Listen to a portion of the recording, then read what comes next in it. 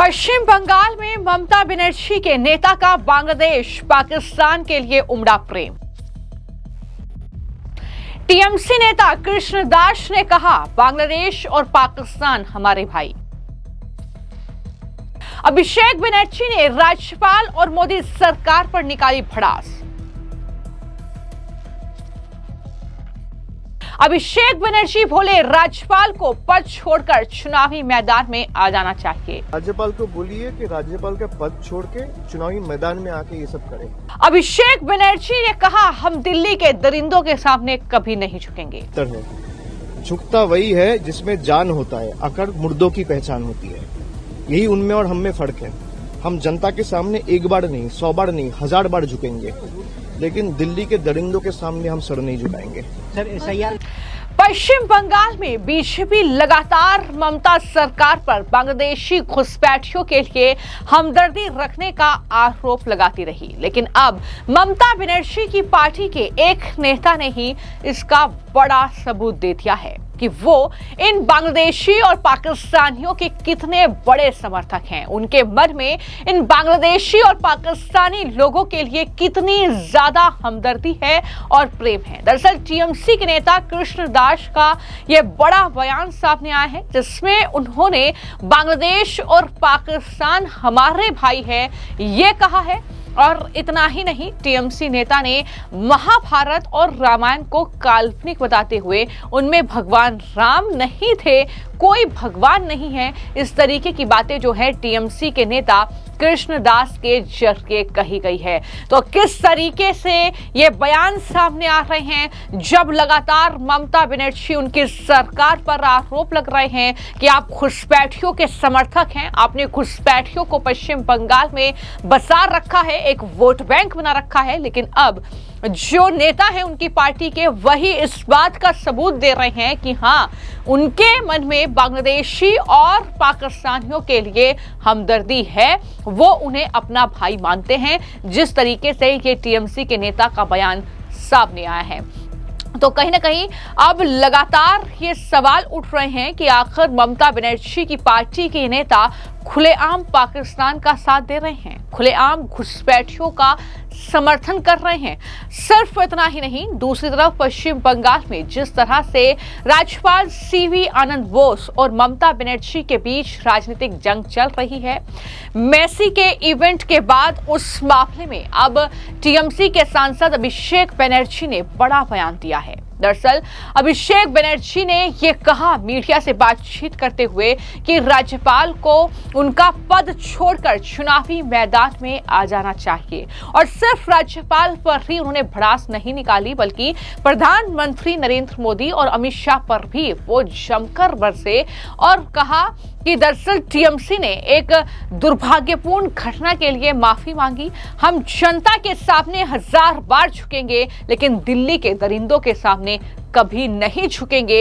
ये दरअसल अभिषेक बनर्जी की तरफ से कहा गया। अब वो दिल्ली के दरिंदे किसे कह रहे हैं, आखिर ये बयान उनका क्यों सामने आया है, ये दिल्ली के दरिंदों का जिक्र जब उन्होंने किया, तो जाहिर तौर पर इसको लेकर अब आने वाले वक्त में जबरदस्त तरीके से सियासत गरमा सकती है। लेकिन सबसे पहले सुनिए कि आखिर अभिषेक बनर्जी ने क्या कहा है। राज्यपाल को बोलिए कि राज्यपाल का पद छोड़ के चुनावी मैदान में आके ये सब करे।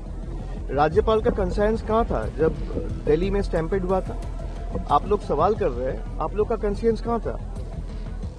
आप लोग का कंसर्न्स कहाँ था जब बालासोर ट्रेन एक्सीडेंट में 300 लोग मारे गए? आप लोग का कंसर्न्स कहाँ था जब कुंभ में इतने लोग मारे गए? तब राज्यपाल का कॉन्शियंस कहाँ?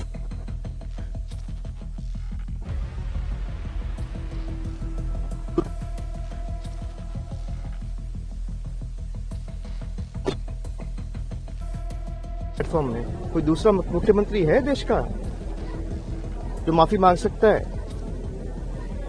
राज्यपाल से जरा पूछिए, उनका ये कॉन्शियंस कहाँ था जब बालासोर ट्रेन एक्सीडेंट हुआ, जब पहलगाम हुआ, जब दिल्ली में ब्लास्ट हुआ, जब न्यू दिल्ली रेलवे स्टेशन में स्टैम्पीड हुआ, जब महाकुंभ में बेगुनाहों की मौत हुई ऑर्गेनाइजर्स के डिसऑर्गेनाइज के कारण। जो ऑर्गेनाइजर थे उनके कारण इन लोगों की मौत हुई, वो ठीक से ऑर्गेनाइज नहीं कर पाए तो ये मिशैप हुआ। तब राज्यपाल का कॉन्शियंस कहां था? आज स्पोर्ट्स मिनिस्टर के ऊपर अगर आरोप उठ रहे हैं कि मेसी के साथ फोटो खिंचाया बोल के आपको इस्तीफा देना पड़ा, तो अगर ये जनता का मांग है तो वो इस्तीफा दिया है और मुख्यमंत्री ने वो इस्तीफा स्वीकार किया है। हमारे स्टेट में ऐसा स्टेट है, बंगाल एकमात्र स्टेट है जहां पे अकाउंटेबिलिटी है। आप ज्यादा बीजेपी से पूछिए भाई, 50 दिन में आप कहे थे नोटबंदी करेंगे और कालाधन वापस करेंगे। नहीं तो देश का प्रधानमंत्री नहीं कहा था ना कि जिस चौड़ाई में ले जाके मुझे जो सजा देगा मुझे मंजूर है। आज 4000 दिन हो गया, आप में कोई पत्रकार का हिम्मत है जाके सवाल कर ले कि कालाधन क्यों वापस नहीं आया? कोई पत्रकार का हिम्मत है अमित शाह से जाके सवाल करे कि दिल्ली कैपिटल है देश का और इसी कैपिटल में कैसे ब्लास्ट हो रहा है? भाई जम्मू कश्मीर से आतंकवादी कैसे AK-47 लेके घुस रहे? बॉर्डर सिक्योरिटी फोर्स जब तैनात है और वो बॉर्डर सिक्योरिटी फोर्स जब होम मिनिस्ट्री के अंडर आता है, यूनियन गवर्नमेंट के अंडर आता है, तो कैसे एक के ऊपर एक टेररिस्ट अटैक हो रहे? क्यों टेररिस्ट अटैक होने के बाद भी जिसके कारण टेररिस्ट अटैक हुआ, जिसके फेलियर के कारण उस तपन डे का आईबी चीफ को फिर से 1 साल का एक्सटेंशन दिया गया? जरा पूछिए, राज्यपाल से पूछिए ना, किसी से भी पूछ लीजिए, राष्ट्रपति से पूछ लीजिए, उपराष्ट्रपति से पूछ लीजिए, अध्यक्ष से पूछ लीजिए, बीजेपी के नेता से पूछ लीजिए, प्रधानमंत्री से पूछ लीजिए, गृह मंत्री से पूछ लीजिए, डिफेंस मिनिस्टर से पूछ लीजिए। हम खड़ा रह के आपके सवाल के जवाब देते हैं। आप पूछते हैं तो हम बताते हैं। आप उनसे जरा पूछ के आइए, बताए ना बताए वो उनका मामला है, आप जरा पूछिए। तो आपका पूछने में तो कोई पाबंदी नहीं है। पूछते हैं सर, तो बताइए क्या जवाब था उनका? जब आप पूछे कि दिल्ली में ब्लास्ट क्यों हुआ, क्या जवाब था? जब आप पूछे पहलगाम में क्यों हुआ आतंकवादी हमले, तो क्या जवाब था? जवाब दिए? सवाल पूछना अधिकार है पर जवाब नहीं देना उनका। तो आप मानते हो ना कि जवाब नहीं देते हैं? आप मानते हो ना बीजेपी नेता जवाब नहीं देते हैं?